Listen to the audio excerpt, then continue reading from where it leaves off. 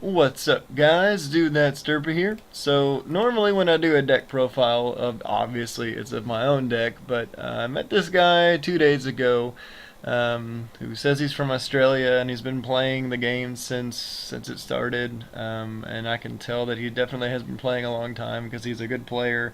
And I told him if he could beat me in a match, that I would do this deck profile of his deck for him, and he did.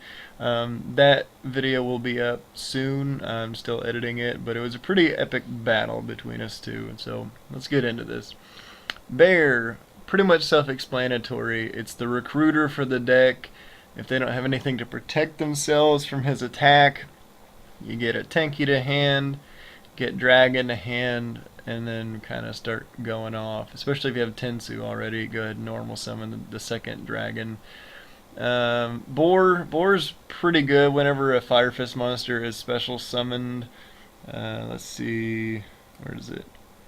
Yeah, whenever it's special summoned from your extra deck, you can set a Fire Formation spell card directly from your hand.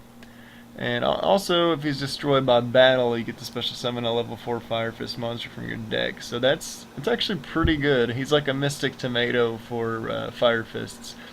Dragon is the main meat and potatoes of the deck. He calls this his Dragon Turbo deck. He sets his plays up so that he can even get Dragon's effect during your turn and not just his own. And I will, like, normally what he'll do is play Tenki, get Bear, attack with Bear, get Tensu, play Tensu or something like that, or normal summon Dragon. Um, what he'll do though is he'll have Tensen set by his end phase, with Dragon on the field, and then even if you don't attack him during your turn, he'll activate Tensen just so he can get Dragon's effect. And he keeps reshuffling his cards back into the deck. He uses things like, he can use Cardinal to shuffle his Fire Formation cards back into his deck. And Cardinal is so overpowered. If he targets two monsters on your field and shuffles them back into the deck, that's pretty much like a compulsory evacuation device in monster form, which is pretty good. Gorilla, obviously, can pop those problematic spells and traps.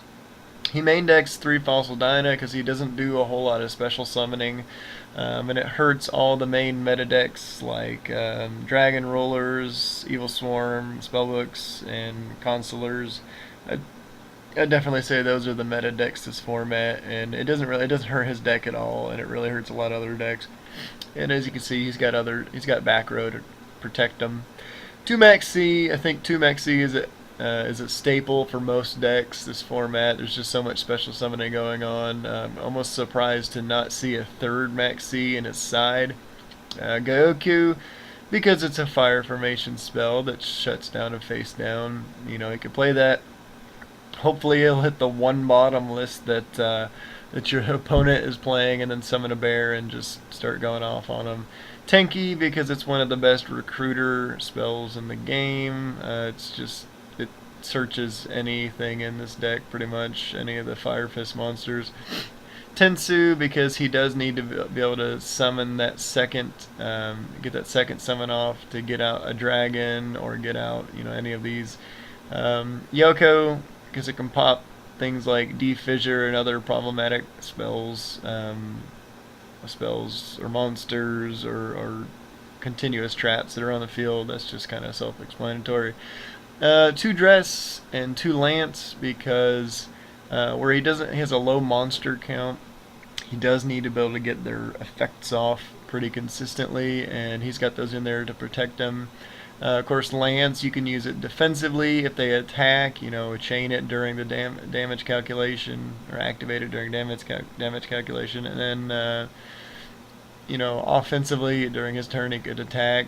Protects his plays, and a lot of his monsters, they need to be able to get their attacks off, so it's pretty helpful. 3 MST, because Heavy Storm was banned. Mono Duality, yet again, he doesn't do a lot of special summoning, so the cannot special summon part of the card doesn't hurt him that much. Helps him get deeper into his deck. He has a lot of deck thinning in this. I mean, usually in one turn he's gotten at least 2 fire formation cards set and gotten 2 monsters from his deck, so he thins his deck pretty quickly, which just adds to the consistency of it. He can start getting into his good traps like the Fiendish Chains, Bottomless, all that. Bottomless and Compulse, because they are 2 of like the best traps in the game right now. There's a reason that they got limited. Fiendish Chain, because Compulse went to 1, you gotta have some way to shut down monster effects. Tensin, because Tensin is a fire formation trap, easily searchable.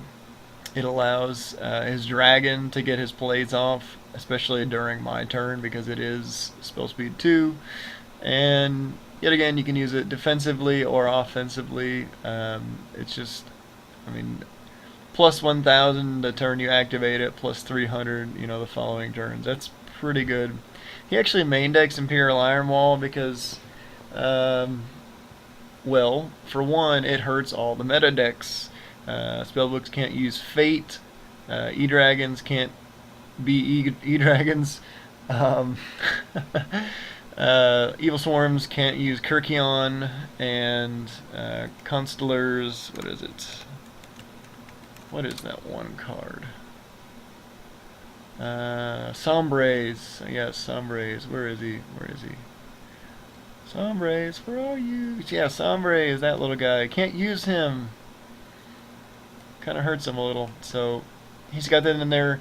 His reasoning was, especially if he went against Dragon Rulers, game 1, he wants to not have to like side a lot during game 2, and he wants to already have kind of the upper advantage during game 1. So that's why he's got that mained in there. Solemn Warning, because it's the best counter trap in the game. And 2 Trap Stun, yet again, he needs to be able to get his plays off, and Trap Stun doesn't hurt him at all because, he gets most of his traps, he can't activate the turn he sets, anyway. Well, actually, that's an obvious thing, but you know what I'm saying. Trap Stun's good. To the side deck, Banisher, because it banishes, it kills Dark World, it kills Infernities. Effect Veilers stops Big Eye, stops Dracossack, stops Priestess, you name it. It's just a great side deck. Thunder King, it shuts down Dragon Rulers. They can't add cards to their hand. Same with Spellbooks. It hurts Evil Swarms and it hurts Constellars. They can't keep adding stuff from their deck to their hand. Plus, he can negate the summon. It's just a really good card. I can see why it went to 1. Although, I think it should have stayed at 2. Alright, Volcanic Queen, it's like Lava Golem, but instead of tributing 2 of your opponent's monsters, you just tribute 1. And unless they tribute 1 monster they control, they take 1,000 damage during their end phase, which is actually it's pretty good. Chances are they're going to take the 1,000, but unless their life's already kind of low, in which they're like, ah, crap. Dark Hole, kind of surprised that wasn't in the main, but you can probably see why it's not in there. He's got to have his macro support. Night Beam, because you know that people are going to side trap heavy against him, so Night Beam is pretty good. Game 2, they're siding in stuff against him, he's siding in stuff to stop those sided cards. Prohibition, played against Infernities. Call Archfiend, yeah, and they gotta rely on MST or Break to get rid of it. Play E-Dragons, call Blaster, they gotta rely on MST to get rid of it. What are they gonna do? Spellbooks, call Fate, they gotta rely on MST. I mean, it's just, Prohibition is just such a good card. DNA Surgery, I thought this was kind of a little funny tech, but it's interesting nonetheless. It can hurt some other decks because they need to have certain types of monsters on the field in order to exceed or synchro, what have you. Obviously, if you make them all dinosaur, which he has prepared for, then it kind of shuts all that down. So he actually has Dolka and Lagia in his extra deck for game 2. If he sides in DNA Surgery, which I just think is pretty freaking awesome. And of course, all his monsters are level 4, so that doesn't cause any problems for him. It's just an easy overlay. Like he can get all the searches that he wants off of them, and then overlay for Dolka or Lagia. Pretty good. So in the extra deck, 2 Crimson Blader because it shuts down so many good plays. Shuts down E-Dragons like crazy if you can keep getting his effect off every turn. Stardust Dragon, good negation card.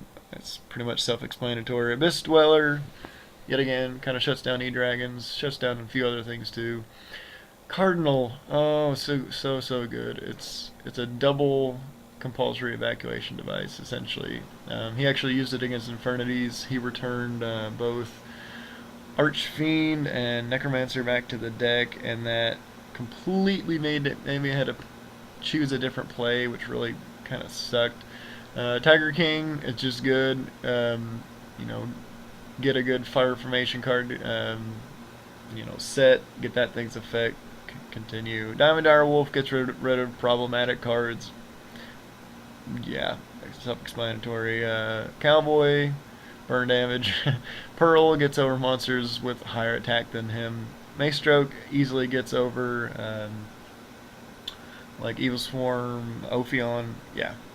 And Pepple Imperative because a lot of his monsters they have to be able to get attacks in order for their effects to happen. So if he can flip a defense position monster up, attack it with Bear, get Bear's effect, or attack it with a Gorilla, get Gorilla's effect, what have you, whatever you feel like doing. So this is his deck profile.